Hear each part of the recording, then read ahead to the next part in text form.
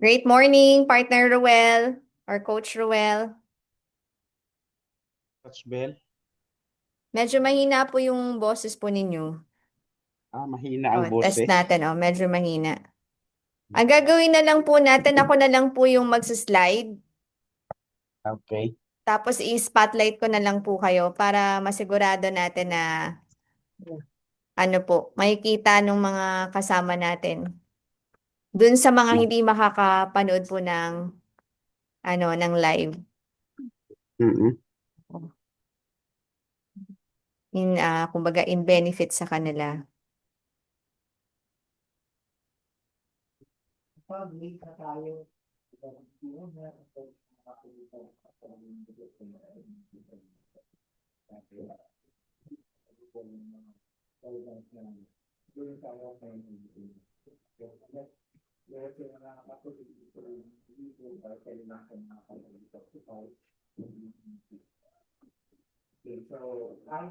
Ayan po. So, share natin.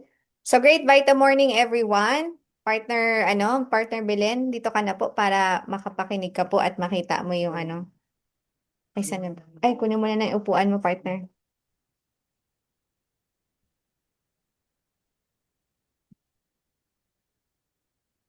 Sige. Bago tayo mag-start, let's have muna a word of prayer. Sige, tayo muna ay manalangin. Sige, let's bow our heads for a word of prayer. Ama naming makapangyarihan sa lahat, Ama namin nasa langit, kami lubos nagpapasalamat, Ama, sa pagkakataon na to na binigyan nyo kami ng pagkakataon na magkasama-sama through this virtual room upang bahagi ng kaalaman na pwede po makapagpabago ng bawat buhay po ng bawat isa, makapag-extend ng buhay at magkaroon po ng quality life. Tulungan nawa kami, Ama, na maging bukas ang aming puso't isipan at gamitin po si Coach Ruel ah, na inyong mouthpiece upang maibahagi sa amin ngayong araw po na to ang mga aral na hindi lamang po para po sa amin, kundi makapagpabago po ng buhay ng iba na willing din po at gusto rin pong gawin ito ng makatulong po sa iba, hindi lang po sa kanilang family. Bless ang bawat isa at tulungan niyo po kami na magkaroon po ng mas malalim na commitment dito po sa aming ginagawa dahil po alam namin na ang dami na pong nangyayari kaliwat kanan ng mga signs na malapit na po kayong dumating. Tulungan po kami na maunawaan ito na hindi po ito basta binegosyo, kundi ito po ay divine responsibility namin na matuto at maibahagi namin to sa mga taong nangangailangan na naghahanap ng solusyon sa kanilang mga problema. Thank you po, Ama, for hearing and answering our prayers. Patawarin niyo po kami saan kami nagkulang, nagkasala. In Jesus' name we pray. Amen. Amen. Yan. Okay. So, ready na po ba ang lahat? Di lang nakikita si Partner Belen, pero katabi ko po siya. Okay. Okay. So, i-share lang natin. So, ayan na po. Nakikita po ba? Apo, kita. Nakikita. Okay. Sige po. So, palalakihin lang natin. Ayan. Okay, at ilalagay ko po sa inyo yung ayan, para kayo po ang nasa spotlight. Ayan, coach. Sige po. Okay na, pwede na ako mag-start. Yes po. Sige po, go ahead po. Okay po, great morning po sa ating lahat mga kapartners. Ngayon po ay mag-start na po tayo dito sa ating topic na bano ang lahat na nagsimula. Ayan. Ano po ba ang ibig sabihin ng bano ang lahat? Bano, no? Ang ibig sabihin po ng bano, ito po ay walang mga experience, Mhm. hindi pa alam kung paano simulan, Mhm. dahil nga kulang pa sa kaalaman. Pero dito sa First Beta Plus, hindi, sabi nga hindi kailangan dito na magaling ka bago ka magsimula. Kundi, simulan mo para gagaling ka. Kasi dito nga, di ba mayroon tayong free trainings and seminars. So ituturo ito. Kaya ito yung way na malalaman natin kung ano ang gagawin natin sa First Beta Plus. Ayun. So ang ating pamagat ay bano ang lahat ng nagsisimula. Ang sabi nga dito, lahat ng bagay kapag first time ay talaga namang mahirap. O mahirap naman kahit anong larangan ng hanap buhay kapag first time ka, medyo mahirapan ka talaga. May mga kailangang aralin. Magkakaroon ka ng challenges. O, kailangan aralin, no? Aralin natin. Siyempre, kung ano man yung nilinya mo sa buhay dati bago mo nakita ang First Beta Plus, mayroon kang kailangan aralin mo ang panibago. Parang experience ko lang mga partners, no? Nung ako ay nag-taxi, sa umpisa talagang hirap na hirap ako sa umpisa. Lalo na wala akong experience sa pagdataksi. So hirap na hirap ako, lalo na sa mga area, mga lugar. Di ko alam kung ano ang madadatnan ko. Basta takbo lang ako ng takbo. Pero yun na nga, yun yung sinabi na wala tayong alam. Pero kung interesado tayo at willing tayong alamin, tuklasin at aralin, malalaman din natin. Ngayon, pag nalaman na natin ang mahirap na, kahit anong hirap ng bagay na ating gagawin, kung ito ay ating pag-aaralan, mga partners, imposibleng hindi natin matutunan. So, ganun dito sa First Beta Plus, magkakaroon tayo ng mga challenges. Minsan, malilito ka at madalas, no, nagkakamali ka. Bakit ganon ang nangyari? Ang sabi dito nga, ang kwento nga ni Mentor Ian Maliw, yung kanan o kaliwa. 'Di ba kung ikaw ay right-handed, no? Right-handed ka kung humawak ng anumang bagay pag nagtatrabaho kasi may right-handed, may left-handed. Ngayon kung right-handed ka, tapos ang gagawin mo ngayon, halimbawa magtatabas ka ng damo, right-handed ka, ang hinawak mo kaliwa ang hinawak mo sa pangtabas sa itak, ay mahirapan kang tumabas kasi right-handed ka nga, sanay ka sa kanan. Hindi ka sanay sa kaliwa, kaya sanayin din natin ang ating kaliwa, no? Kaya nga dito sa First Beta Plus, hindi natin alam ito kasi lahat naman tayo bago rito sa First Beta Plus, nung tayo sumali, ipinakita sa atin bago sa ating paningin, bago sa ating observation, pero kung aaralin natin, matututunan natin. Sabi nga dito, kahit anong career, pag first time mong pinasok sa simula lang mahirap. Kaya please, huwag kang mabibigla at huwag kang magtataka kasi lahat bano sa simula. Okay? Next slide. Next slide po. Ayan. Bakit ano ba ang sa pagsisimula, alam mo ba talaga lahat kaagad ang mga gagawin? So hindi. Ngayon, ano yung pumapasok una sa isipan mo? Kasi dito pala sa First Beta Plus, no, sa mga training dito, mayroon pala tinatawag na mental attitude. Ano ba yung mental attitude? Ay kung ano ang tumatakbo sa utak mo habang may kinakausap ka na prospect mo. Yan.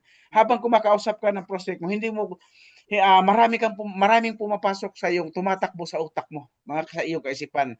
Pero kinakailangan nating piliin. Kaya nga ito nga, yun nga ang kahalagahan ng training kasi dito pala sa ating mental attitude, mayroon palang tinatawag na wrong mental attitude at saka right mental attitude. Ngayon, ano ba itong wrong mental attitude? Ito yung ang katumbas nito, ito ay wrong approach. Pag mali ang iyong nasa loob ng isipan, ang iyong nasa isip, mali ang approach. Kaya ganito ang nangyayari, ganito yung mga example sa wrong mental attitude. Una, sana sumali tong prospect ko na to. Pag yan ang nasa isip mo, sana sumali itong prospect ko na to. Yan pala ay isang wrong mental attitude. Pangalawa, sana magustuhan ng prospect ko na to, yung negosyo ko na to. Okay? Yung kaisipan na yan ay pangalawa na wrong mental attitude. Sa pangatlo, sana magustuhan niya itong product namin at bumili. Yan yung mga wrong mental attitude at saka pang-apat, sana pag nakausap namin to, sumali para magka-downline na ako. Panglima, sana mag-PN to para kumita naman ako. Yang mga kaisipan na yan, mga partners, yan ay hindi dapat natin panatilihin sa ating isipan kasi yan ay mga wrong mental attitude. Ang sabi nga, kung wrong mental attitude ang nasa utak mo, ang lumalabas sa iyo is wrong approach. Kaya magtataka ka, ang mga ibang mga dealer, hindi kasi sila nag-training na kagaya nito. Pag sinabi, partner, mag-training tayo, ay, partner, ang daming mga dahilan. Wala akong time, partner, mayroon akong binabantayan. Kaya pagdating sa sumabak na sa pag-approach ng mga tao, mali nga ang mental attitude, kaya ang approach wrong, kaya ang resulta negative. Ngayon sasabihin nila, ay, ang hirap pala ng prospectus. Ayaw ko nang tumuloy. So, dahil sa hirap na yon, ang kanilang malaking pangarap para sa pamilya, ipinagpalit na doon sa hirap na yon. Samantalang, kung nag-practice sila, nag-training sila, maturuan, malaman sana nila kung ano ang tamang approach para yun ang mailagay nila sa kanilang mental attitude. Okay? Mga partner, pag ito ang mga nasa kaisipan mo, pag ito ay nandyan na nanatili sa iyong kaisipan, sa iyong utak, sa iyong iniisip, parang ang nagpapakita dito mga partners na ikaw ang nangangailangan sa kanila. Kaya wrong mental attitude yan. Oh. Ano pa bang iba? Ano pa bang iba? Next slide. Coach, ayan, ito ang ano. Ito, kapag ganito ang mental attitude mo, nagiging desperado ka. Yan. Pag yun daw ang nagiging mental attitude mo, nagiging desperado ka. At kapag desperado ka, nangingibabaw ang lack at needy mindset at walang abundance mentality. Okay? Nakita nyo na mga partners na kapag ganun ang laman ng iniisip mo, nagiging desperado ka. At kapag naging desperado ka na, nangingibabaw na ang lack at needy mindset. Okay? Kaya wala kang abundance mentality. Kapag mali ang mental attitude mo, mali din ang magiging approach mo. Nagre-reflect kasi yun sa mga approach mo. Kaya nga, biblically speaking na yan, sinasabi na nga sa Matthew 18:21, kung ano ang nasa isip mo ay gayon ka. Kaya dito, tinuturuan tayo kung ano dapat na ilagay natin sa ating isipan. Kasi nandito, the art of questioning, nandito. The person who asks the question, ang sabi nga, ang payo nga, the person who asks the question control the conversation. At ganito kasi, kung hindi mo lalagyan ng art of questioning pag ikaw nag-speaker, pag ikaw nagsalita, aantukin ang iyong kausap. Kapag inantok lang yung kausap, hindi na na-absorb ang iyong mga sinasabi. Kaya dito, tinuturuan tayo ng the art of questioning para makontrol natin ang usapan, makuha natin ang atensyon ng mga nakikinig para ang iyong mga sinasabi nagiging mas effective. Okay? Ngayon, ganito ang mga example ng mga maling approach. Ito pa. Mga maling approach. Friend, baka gusto mo ng business, pangdagdag kita. Check mo lang, wala namang mawawala. Ayan ha. Yan ay maling approach yan. Check mo lang. Friend, baka gusto mo ng business pangdagdag kita. Check mo lang, wala namang mawawala. Pangalawa, hi, may ipapakita sana ko sa iyo na opportunity. Baka sakaling magustuhan mo. Okay? Ito pa pangatlo, oy friend, may bago akong business. Sama ka naman sa akin. Yan yung mga maling approach.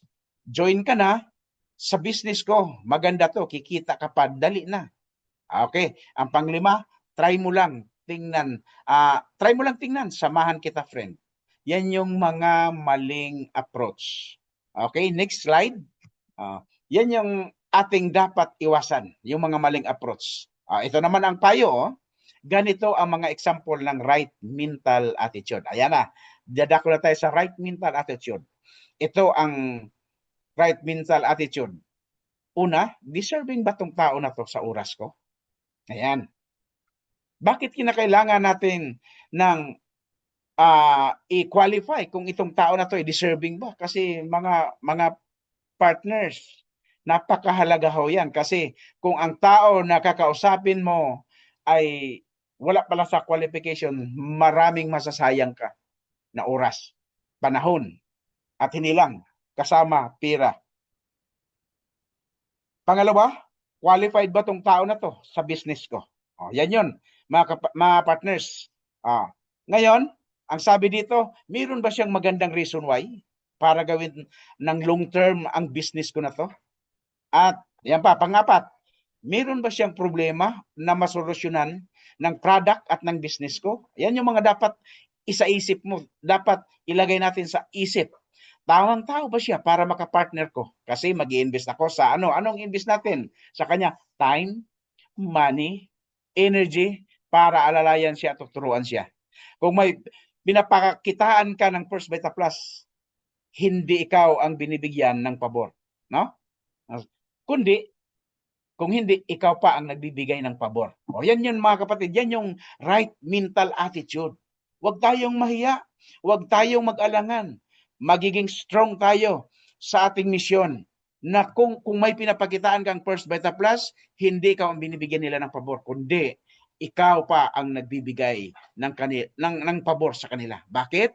Una, binigyan mo na sila ng pagkakataon na maging malusog ang katawan, at pangalawa, financially, madadagdagan pa ang kanilang income na lalo pang makatulong. Yan yung mga right mental attitude. Tuloy pa. Next slide. Yan yung ano, yan yung mga dapat nating papanatiliin sa ating kaisipan. Ganito yung mga example ng tamang approach. Ayan. Mayroong tamang approach. Kasi kanina pinag-aralan natin yung yan ang charger yan. Lobat.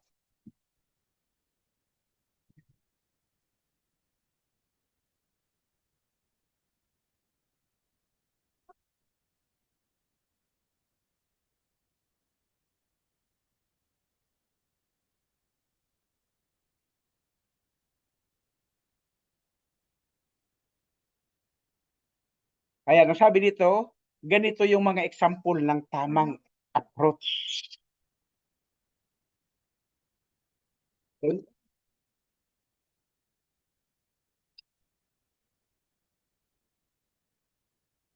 Okay. Thank you, thank you. So may mga technicality lang. Ganito yung mga example ng tamang approach. High prospect name.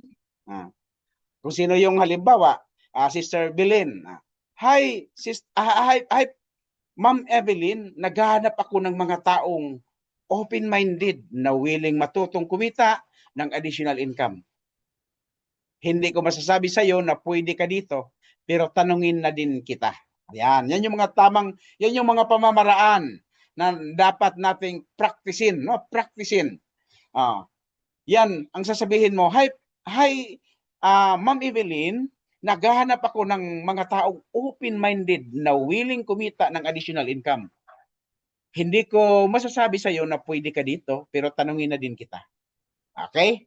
Nandito yung tatlong linya na dapat nating practicein. Ano ba to? Ito naman yung mga word na idadagdag mo dyan. Ang sabi, idadag mo una, open ka ba sa idea na pwede kang kumita ng additional extra income kahit nasa bahay ka? Okay? Open ka ba sa idea na pwede kang kumita ng additional extra income kahit nasa bahay ka? Or, willing ka bang matuto o alamin na pwede kang magka-extra income na hindi makakasagabal sa kung ano ang ginagawa mo ngayon? O, yan yung pangalawang linyada na dapat nating i-memorize, no? I-memorize. Tapos, or pangatlo, open ka ba sa income opportunity na pwede kang kumita ng additional income kahit busy ka? Yung tatlong linyada niyan, mga partners, napakaisi lang yan. Practicein lang natin yan. Practicein, maga, tanghali, gabi, magiging magaling ang approach mo. Yan yung mga example ng tamang approach. Okay? Next.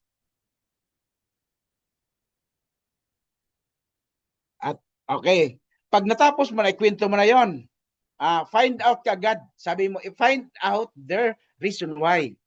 Hanapin mo kaagad kung ano yung kanilang mga dahilan. Ang sabi nga dito, kapag positive na sila at uuna ang sinagot, it's time to ask their reason why. Ayan. Kapag ang sabi nga, kapag positive na sila at uuna ang isinasagot, yun na ang tamang panahon para tanungin ang kanilang mga dahilan, mga malalalim na dahilan. So sa time na ito, sila naman ang mangungumbinsi sa iyo kung karapat-dapat ba sila sa First Beta Plus o sa team mo. Ayan, unang tanong. Unang tanong, anong reason mo kung bakit ka naghahanap ng additional income? Okay? Ano ang reason mo kung bakit ka naghahanap ng additional income? Ngayon, ang sabi nila, kasi may mga anak ko nagsisipag-aral pa. Kasi yung aming sitwasyon ng bahay, ang aming sitwasyon ng bahay ay hindi pa masyadong maganda. Kaya maririnig mo ngayon, makikita mo ngayon kung ano ang mga reason why nila. Ngayon, pangalawang tanong, anong reason mo bakit kailangan mo ng extra income? Yan, ha? Anong reason mo? Bakit kailangan mo ng extra income? Sa pangatlo na question, sabi dito, curious lang ako. Bakit ka naghahanap ng additional source of income? Ayan. Ngayon, pang-apat na question, pwede ko bang malaman kung bakit mo kailangan sa dagdag na pagkakakitaan? Ayan yun. Sa pamagitan yung apat na tanong na yan, makikita mo na kung ano ang kanilang talagang mga pangangailangan. Okay, sa next slide, makikita natin kung ano na ang susunod natin na gawin pagkatapos na maitanong mo ito. Ito na, digging the reason why. Huhukayin na natin, lalaliman na natin kung ano ba ang mga dahilan, kung bakit sila gustong magdagdag ng income, gustong kumita pa ng sa kanilang normal na kinikita, lalo na yung mga wala pang trabaho at wala pang hanap buhay. Sa simula, ang sabi nga dito, normal lang na hindi ka agad nag-open ng problema yung prospect mo. Yung iba naman, nag-open agad ng problema nila. Kapag hindi pa sila nag-open ng problema nila, ito yung mga follow-up question mo. Ayan, mga partners, mayroon pang follow-up question. Ano ba yung unang follow-up question? Eto, gaano kahalaga sa'yo kapag may additional income ka? Ayan, no? Kagaya nung aking kinausap, isa siyang teacher, sabi ko, naghahanap siya ng extra income. Biro mo, teacher siya, tapos nagjo-joyride. Okay? Ngayon, ang sabi ko, bakit mo, gaano kahalaga sa iyo kapag may additional income ka? Siyempre, sabi niya, siyempre, meron akong mga anak na nagsisipag-aral, naglalakihan, so ang sweldo hindi naman ganun kabilis lumaki, kaya mahalaga para sa kanya ang additional income. Ayan yon. So, i-present ko doon sa kanya, ano ba ang paraan para magkaroon ng extra income na hindi nawawala, hindi napapabayaan ang kanyang trabaho as a teacher. Yan yun, mga partners. Tapos pangalawang tanong, sabihin na natin, kumikita ka. Ano ang maitutulong nito sa iyo at sa pamilya mo? Ginamit ko rin itong linyada, mga partners. No? Ginamit ko rin ito. Kaya nahuhukay mo talaga ano ang mga malalalim nilang dahilan, bakit sila kailangan ng magdagdag ng income. Sige, ang sabi dito sa pangatlo, sige ganito, kunwari, kumikita ka na at may additional income ka na. Ano ang magiging benepisyo nito sa iyo? Ay siyempre, doon na ngayon siya magsasabi ng mga benepisyo na kumita na siya, nagkaroon siya ng extra income. Marahil magpapasalamat yan gaya ng ibang mga successful na tao rito, no, na ang sabi nga nila, hindi ko lubos maisip kung hindi ako nagdagdag ng income, hindi ako kasi dati siyang security guard hindi ko kayang patapusin ng medicine ng anak ko kung ako'y nanatili lamang sa security guard. Pero nung makita niya ang opportunity ng First Vita Plus, grinab ka ganyang opportunity, inaral niya kaagad, tinuloy-tuloy, hindi tumigil hanggang sa ang mga anak niya napatapos hanggang medicine. Sabi niya kaya, sobrang laking pasalamat ko sa opportunity na ibinigay at ipinakita sa akin ng First Vita Plus. Kaya ganun mga partners dito, alamin kagad natin kung paano, ano ang magiging benepisyo natin ito kapag ginagawa ang First Beta Plus. Kaya sa pamagitan ng paghukay ng mga malalim na dahilan, ang mga tao, yan yung makikita mo na tatagal sa iyong negosyo, tatagal sa iyong team. After asking this sample question, your prospect, and ang susunod mong kailangan gawin ay pakinggang mabuti ang mga isasagot nila. Ayan. Pagkatapos pala na mailatag mo itong tatlong question na to, ay ang susunod, pakinggan mong mabuti. Ang gawin, pakinggan mong mabuti ang mga isasagot nila. Kaya sa pamagitan nun, hindi lang nagtatapos dyan sa question ng iyong pakikipag-usap sa kanila. Okay, next slide. Ayan. Ang sabi dito, ito yung mga dahilan kung bakit gusto mong kausapin yung taong malalalim ang reason why. Ito na yung mga dahilan. Oh. Pag narinig mo na ang mga tao, ang kausap sa kausap mo, yung tatlong tanong mo na nilatag. Pag narinig mo yung mga malalalim nilang reason why, mga dahilan nila na bakit kinakailangan magkaroon ng dagdag income, bakit kinakailangan kumita, eto na yon. Iyon naman i-qualify sila. Are decision maker? No? Ito ba ay siya decision maker? Kasi minsan, ito na-experience ko eh. Nakausap ko, lalaki. Aba, gustong-gustong sumali sa grupo ko kasi nakita niya napakaganda. Oh? Pero ang problema, hindi pala siya decision maker. Sino nagdesisyon? Ang asawa niya, ang malupit nag-PN 7 heads. Tapos, kumusta na? Nag-usap, alam mo, kaninang magalan, nag-usap kami. Sabi ko, nagtatanong siya, maraming tanong sa akin, partner, itong mga tanong niya. Sabi ko, nasaan na yung apply niyo? Ang malupit, yung asawa niya, hindi naman pala siya decision maker, ang asawa naman pala niya, nag-negative pa yung asawa niya. Ay gustong lumipat sa akin, sabi ko, partner, hindi kita pwedeng kuhanin. Kasi, alam ko ang roles. Kabawal-bawalan yan. Alam ko, kaya hindi kita pwedeng kuhanin. So, na-advisean ko na lang. Sabi ko, pambihira naman. 7 heads pa ang pinag-PN, tapos, hindi man lang, nako, sabi ko, yan yon. Dapat alamin natin, are decision maker? Siya ba tayo yung nagdidesisyon? Hindi ba yung asawa niya? Tapos, are rest taker? Ayan, rest taker ba tong tao na to? Makikita mo ngayon kung rest taker. Pag yung qualification na yan, nakita mo at sila ba yung gumagawa ng massive action? Yung talagang kung gumawa ay talagang todo, pukpukan, wala nang atrasan. Okay? Yan yon, mga qualification. Pangatlo, tapos siya yung tumatagal sa team mo. Yung mga ganyang klaseng tao, sila yung tumatagal sa team mo na kahit nahihirapan, tuloy ang laban. Yan yon. Ngayon, sila yung tutulong sa iyo sa pag-build ng business mo. Yung mga ganyang klaseng tao at nakhukay mo na ang kanilang mga big reason why, mga partners, yan yung magiging katulong mo sa pag-build ng network mo. Hindi lamang ikaw asiso, pati sila. Kasi ang ano dito sa First Beta Plus, una nating tulungan ang mga nasa ilalim. No? I-keep natin ang mga nasa ilalim para makabuild tayo ng malaking network. Kasi pag nagkaroon ka ng malaking network, dito nag-uumpisa ang malaking income at dito nakukuha ang ating mga pangarap. Ang susunod na step na gagawin mo, to para mag-build ng rapport sa prospect mo, para makuha mo ang loob nila. Ito ang ilan sa mga question na pwede mong itanong sa prospect mo para makuha ang loob nila. May trabaho ka ba? Ayan, na? May trabaho ka ba?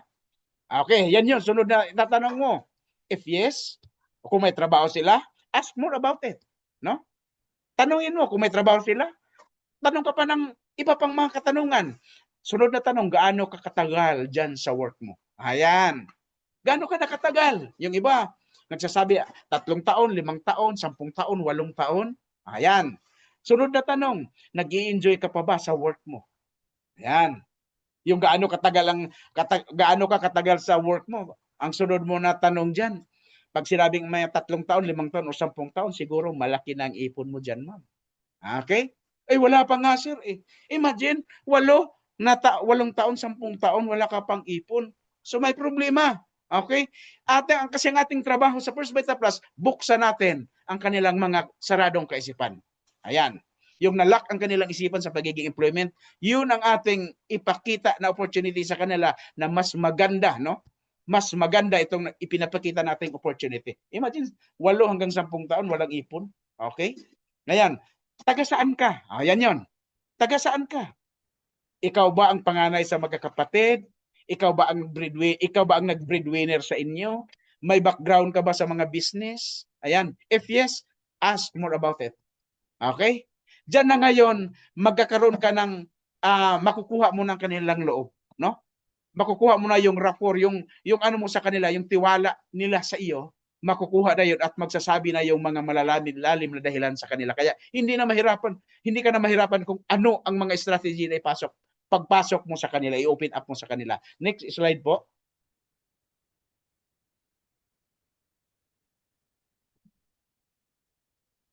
Ang sabi dito, kumusta yung naging experience mo? Ayan. Tanungin mo, hukayin mo pa. Kapag nagtatanong ka, dapat yung mukhang interesado ka.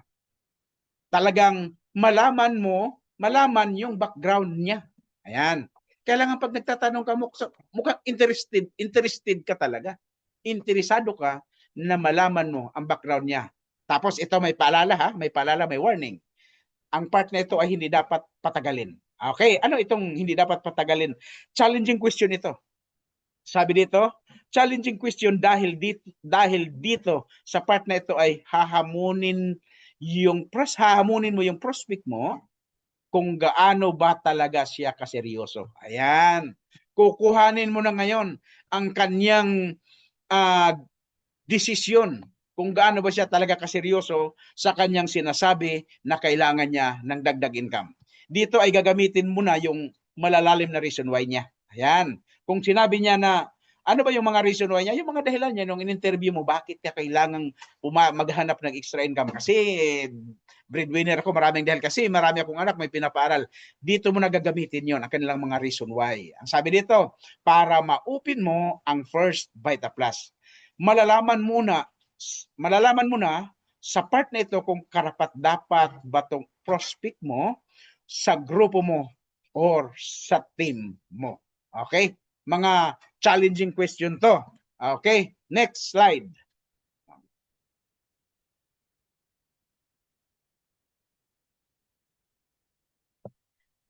Next slide na, Coach Bell.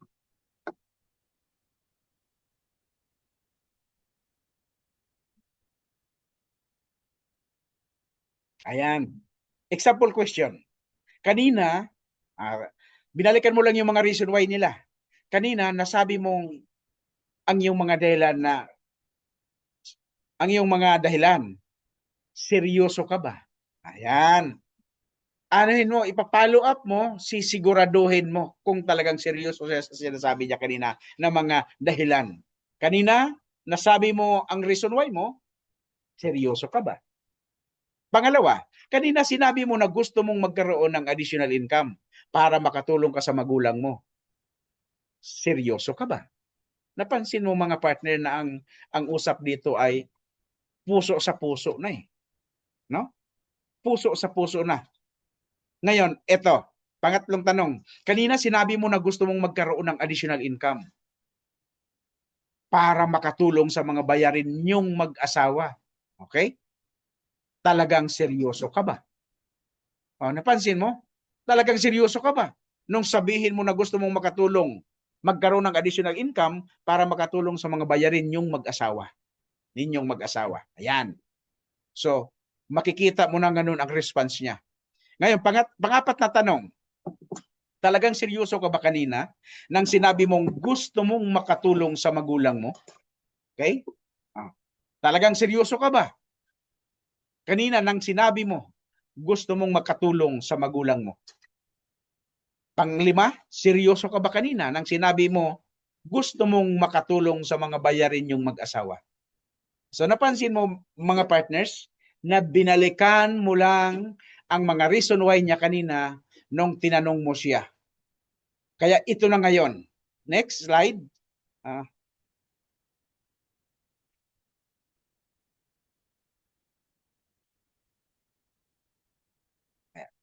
Next slide. Ayan. Itong challenging question number 2. Kasi kanina question number 1 yung mga challenging. Itong number 2 na challenging question. Example na to. Una, kung seryoso ka at maipapakita ako sa iyong paraan para sa reason why mo, sa mga dahilan mo, magiging open-minded ka ba? Okay? Napakaganda ang pagkahanay ng mga pananalitang ito. Kung seryoso ka at may ipapakita ako sa iyong paraan para sa reason why mo, magiging open-minded ka pa. Pangalawang question, kung seryoso ka at may ipapakita ko sa iyong paraan para makatulong ka sa magulang mo, magiging open-minded ka ba? Ah, napakaganda, no? Magiging open-minded ka ba? Pangatlo, kung seryoso ka at may ipapakita ko sa iyong paraan para makatulong sa mga bayarin yung mag-asawa, magiging open-minded ka ba? Ayan. So, hinuhukay mo na ngayon, tinitingnan mo na ngayon kung gaano siya kaseryoso sa mga sinabi niya. Sinabi niya kanina ng mga reason why. Ito, kapag tinanong mo ang prospect mo ng ganitong mga klaseng tanong, hindi nila pwedeng sabihin na hindi sila open o hindi sila interesado.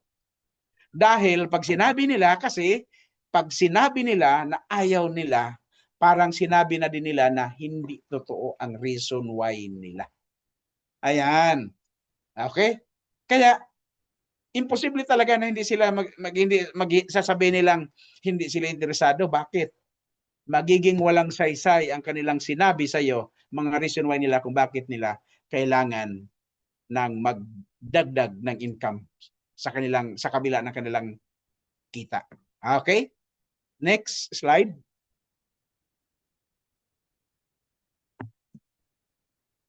Example question. Example question. Kanina sinabi mo ang reason why mo, seryoso ka ba? Parang nabalik yata. Nabalik.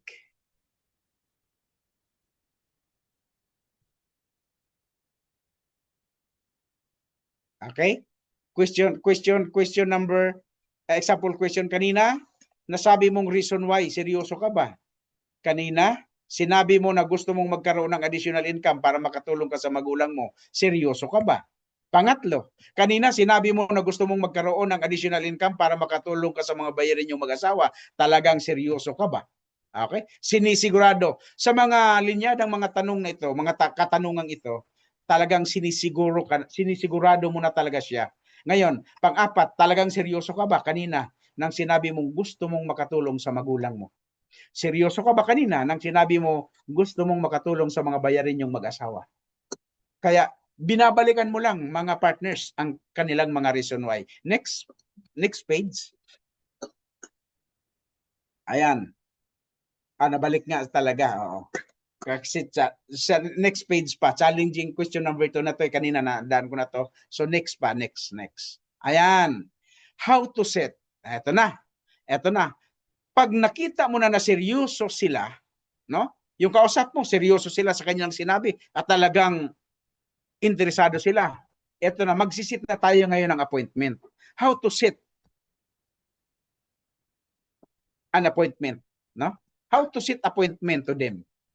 Ngayon, kapag na-qualify mo na, no? Na-qualify mo ng prospect mo, pwede mo na siyang i-expose sa First Vita Plus. Ayan. Expose mo ng First Vita Plus.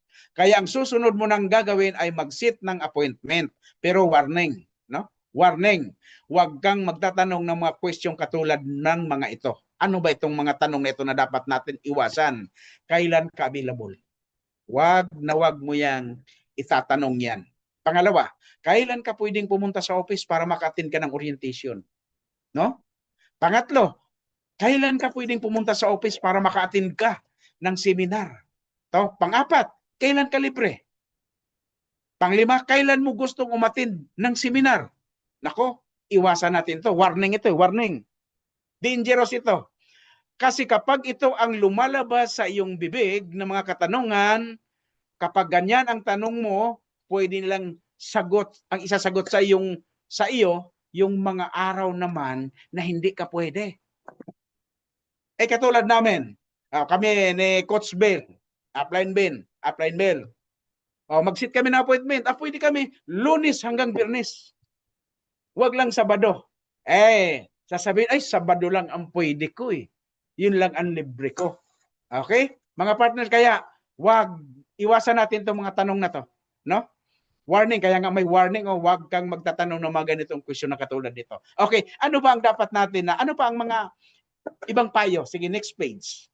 Ito pa. Ano pa bang ibang payo? Ayan.